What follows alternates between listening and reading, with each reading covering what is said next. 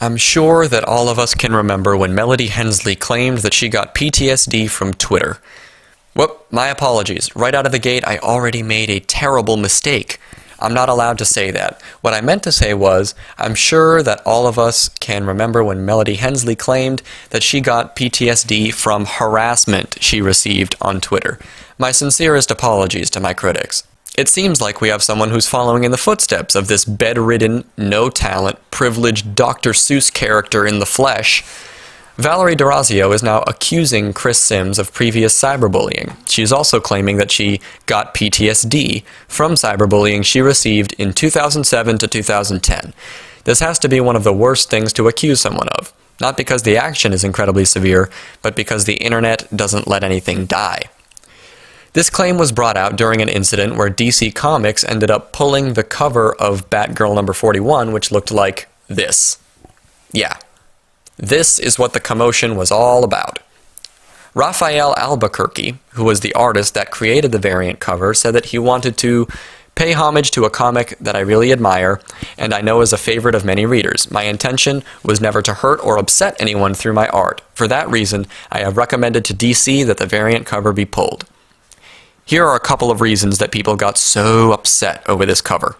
Batgirl number 41's variant cover is torture porn on a book, revamped for younger audiences. Trauma of abuse victims isn't sexy. Hashtag change the cover. It's triggering victims of sexual assault.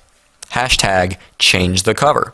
The artist eventually pulled that cover. Now I'm sure that these people get just as upset regarding comic book covers like this that trigger men who are victims of abuse, right? Who are you kidding? Of course they don't. This empowers women and it's totally fine. Only the things that they dictate trigger abuse victims actually trigger abuse victims. Their word is law. I'm actually triggered by Femme in the Fridge's use of the phrase abuse victims because I was once the victim of abuse and it's causing me untold hardship. Hashtag change the tweet. This shtick is frightfully easy to take part in order to exercise power over someone else, simply for the sake of exercising power over someone else. There is no rhyme or reason. The only reason they do things like this is to attempt to solidify the vapor that is their importance. The only reason I mentioned this change the cover campaign is because Valerie D'Orazio in her post claims that this cover gave her flashbacks to points where she was cyberbullied. In my humble opinion, you have to be awfully melodramatic to look at a picture of Batgirl having blood smeared in a smile pattern across her face while having the Joker brandish a pistol and compare that to being cyberbullied. I think someone is trying to make her situation seem a little more serious than it actually is. She starts off with the sentence, "I've been looking at the above image on my social media all day," regarding the pulled Batgirl number 41 cover. Then later on in the piece says, "One of the effects of PTSD on me is that if I read about another woman, of course, another woman, being cyberbullied or harassed, I get extremely upset. My blood pressure rises, my adrenaline shoots up, I sweat, and I start to feel scared and anxious. Because I also have heart issues, this is rather a dangerous state for me to be in on a regular basis. This claim is strange to me, because if you have heart issues, and your supposed PTSD gets triggered by seeing images like this, then I have a few questions for you, Valerie D'Orazio. Number one, if your health is in danger from being triggered by your supposed PTSD, why did you subject yourself to that dangerous state of being searching for that image link to put on your blog? Two, the image seems to be cropped in your blog. I'm not sure if Tumblr does that on its own or not. But if it didn't, why did you subject yourself to that dangerous state of being in order to edit the photo? And you claim that you've been looking at that image on your social media all day. If this truly is such a dangerous state of being for you to be in, why would you subject yourself to it by sitting there on social media looking at it all day? I'm sure she is just a brave, brave soul. That's usually what the response is.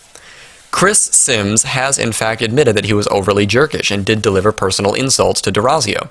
He has since apologized for his behavior. I do find it awfully strange that this is coming out 5 years later.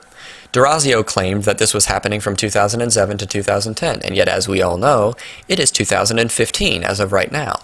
Also, Durazio came forward with this story because the comic book cover triggered her so. Here is one of the posts that Sims made about Durazio. And then there's Valerie Durazio. The fact that I don't personally care for Durazio is one of the ISB's worst kept secrets. It was the entire joke behind her interviewing me about Solomon Stone last year, but if Marvel wants to hire loudmouth comics bloggers to write their comics, that can only be a good thing for me, so good on her for getting that work. But even so, the antipathy's there. And along with the fact that there's nothing to keep me from swallowing my own tongue and dying when the inevitable rage-induced aneurysm hit, it's one of the reasons that I'm opting out of reviewing Punisher Max Butterfly this week, as you can never really trust someone with an axe to grind. With the girl comic story, however, the problem is one that I can be a little more objective about. So, in this story, there are assholes on both sides. We have a professional victim on one hand who's trying to up the ante of her victimhood as much as possible, and a guy who said mean stuff about somebody and gave extra scrutiny to someone's work simply because they dislike them.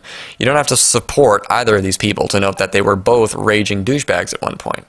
However, Sims apologized. Valerie said, "I'll accept the apology when the PTSD goes away." So as we can see, Sims was being a raging douchebag earlier, and Valerie is currently being a raging douchebag.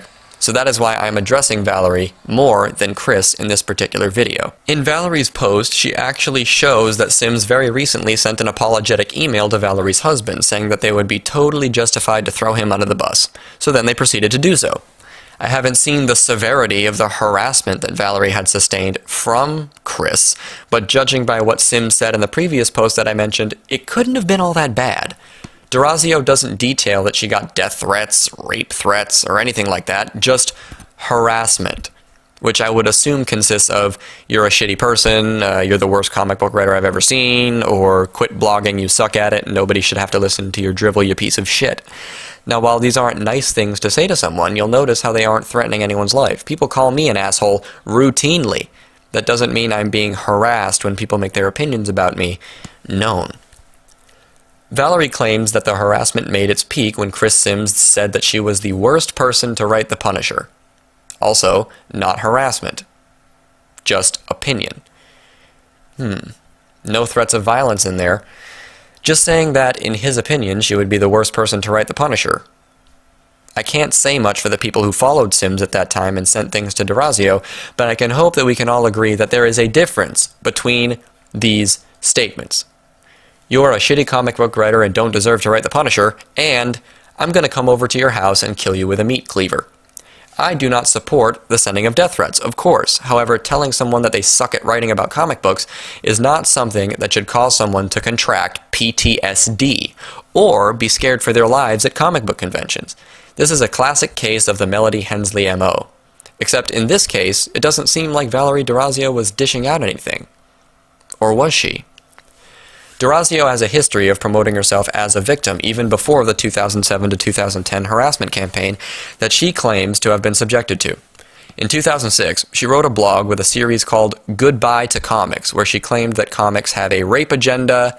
She details where her vagina was accidentally torn by a guy who she was having consensual sex with.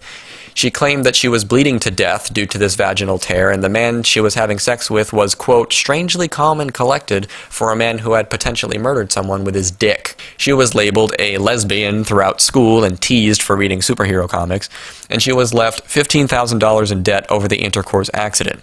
She makes it clear when describing this sexual encounter that she, quote, didn't feel completely gung-ho about sleeping with this particular person, but I wanted to be normal, like Carrie on Sex and the City, and have sex like it was no big deal. She was the one who initiated the interaction, according to herself, because she said, quote, we have dinner, laughs, and hugs under the stars, and then I say the magic line, why don't I go over to your place and take a look at your comic book collection? She then makes this very strange, vague claim about male readers of comics. Quote, "So you mean Catwoman became stronger and a fighter and took control of her life? Super. Now, does that mean that there isn't a section of the male reading audience that gets off sexually by viewing the rape and torture of superheroines in these very comics? Ah, there's the rub." What kind of a claim is that? There are pedophiles who may get off sexually by watching reruns of children's television shows, but that doesn't mean that these television shows are made and marketed to pedophiles.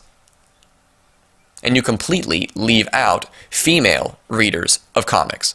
The male ones are the problem, aren't they? I understand Chris Sims saying that she has an axe to grind, because it definitely seems like she did have an axe to grind at that point in time. She was outright saying goodbye to comics in 2006. It isn't a surprise why somebody would claim that Valerie D'Orazio is not exactly a great choice for writing comic books, because she was detailing in 2006 how horrible she thought the comics industry was regarding their rape agenda and actively saying goodbye to them in 2006. Does this erase the claims of harassment? No. Does this erase Chris Sims' actions? No. Does this detail the severity of the harassment Valerie actually received? No. Is online nonviolent harassment something that would cause an average reasonable person to contract PTSD? No. Of course not. However, if Valerie D'Orazio contracts PTSD from people saying mean things to her and telling her she's bad at something, then maybe she should have received a permanent prescription for the fainting couch.